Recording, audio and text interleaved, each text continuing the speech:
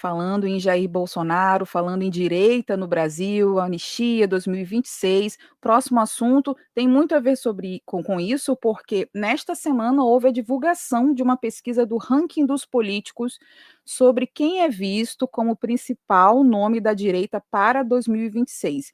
E quem liderou as respostas nessa pesquisa foi o governador de São Paulo, Tarcísio de Freitas. Ele apareceu como líder absoluto, mas tem um detalhe interessante nessa pesquisa que não foi feita com a população, foi feita com deputados e senadores. As respostas vieram de parlamentares e deu Tarcísio em primeiro lugar, mas também apareceu Michele Bolsonaro, Eduardo Bolsonaro também apareceram nesse ranking. Eduardo ainda à frente de Michele, Eduardo em segundo, Michele em terceiro. Tanto para deputados quanto para senadores, Tarcísio de Freitas é o nome da direita em 2026. E eu vou conversar agora com a pessoa que coordenou essa pesquisa, é o analista político Luan Esperandio, diretor do ranking dos políticos. Luan, seja muito bem-vindo, boa tarde. Olá, Monique, boa tarde a toda a audiência. Eu agradeço muito o convite e o espaço, e é um grande prazer estar aqui colaborando com vocês. Perdão. Luan, tenho muitas perguntas para você, vou fazer as que o tempo me permitir, mas a primeira já é uma curiosidade minha, que é o seguinte, vocês entrevistaram 107 deputados federais de 20 partidos diferentes e 27 senadores de 12 partidos. E isso incluiu também a base governista, não foram só oposição. E antes de entrar no mérito e no resultado da pesquisa, que eu até já adiantei, eu tenho a curiosidade de saber se algum político se recusou a responder. Perfeito. Só para trazer um pouco de contextualização, essas pesquisas parlamentares são um instrumento para a gente traçar uma fotografia, um termômetro sobre diversos assuntos do que está na cabeça dos parlamentares. Então, é muito natural que em determinados projetos de lei, talvez mais controversos, nós realizarmos esse tipo de pesquisa parlamentar para, no popular, não ser pego de calça curta. Ou seja, a gente conseguir antecipar os movimentos que vão ocorrer no Congresso Nacional, e para isso a gente utiliza uma metodologia de proporcionalidade partidária, e ela acaba trazendo resultados e antecipando de forma muito interessante todos esses levantamentos.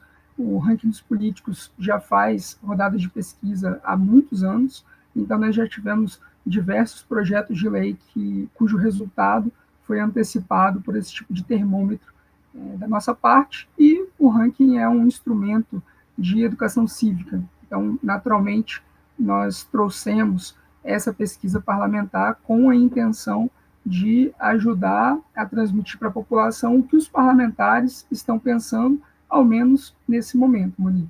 E é natural, nós temos aí quase 600 parlamentares juntando as duas casas legislativas. Eventualmente, nós abordamos alguns parlamentares que se recusam a responder porque está sem tempo, a agenda está complicada naquele momento, ou ainda, por opção, alguns parlamentares não respondem nenhum tipo de sondagem nesse tipo. Então, isso é bem natural, e é por isso, né, o eventual parlamentar de um partido não respondeu, a gente vai conversar com um colega dele da mesma agremiação. Perfeito. E as respostas, elas eram objetivas ou elas vinham acompanhadas de alguma justificativa? Então, eventualmente, alguns parlamentares eles fazem comentários logo após responder, mas se trata de uma pesquisa quant. Então, nós trazemos as respostas aos parlamentares, mas alguns deles, naturalmente, fazem comentários após alguma resposta. Sim, a minha dúvida com relação aos comentários é, sobretudo, entre os parlamentares da oposição, porque essa pesquisa não inclui o nome de Jair Bolsonaro, porque a finalidade é um nome na direita na ausência de Bolsonaro. Só que muitos parlamentares, até mesmo muitos seguidores, eleitores de Bolsonaro, acreditam que terá o nome de Bolsonaro em 2026. Então, algum parlamentar também bateu nessa tecla sobre Jair Bolsonaro? Perfeito. Nós tivemos, inclusive, um parlamentar da direita que respondeu o seguinte: tem que ser Jair Bolsonaro, simples assim. Então, ele deu a opinião dele de, na ausência de Bolsonaro, quem teria mais condições de liderar um projeto político no campo à direita. Contudo, existe esse sentimento e, inclusive, indignação de boa parte dos parlamentares de que seria preferível colocar a situação jurídica de Jair Bolsonaro a teste nas urnas. E, inclusive, pensando no tabuleiro político e eleitoral de 2026, existe algumas opções a serem movimentadas pelo ex-presidente Jair Bolsonaro. Uma delas, inclusive, é apoiar o nome, e a outra também é levar o nome dele, enquanto puder, de forma similar ao que o presidente Lula fez em 2018.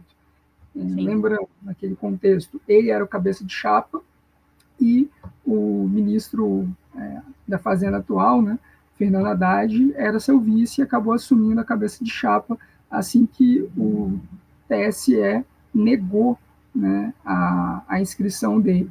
Agora, o próprio tribunal já trouxe apontamentos em entrevistas, declarações, de que não vai tolerar inscrições de não só do presidente Jair Bolsonaro, mas de qualquer figura cujos direitos políticos estejam em análise.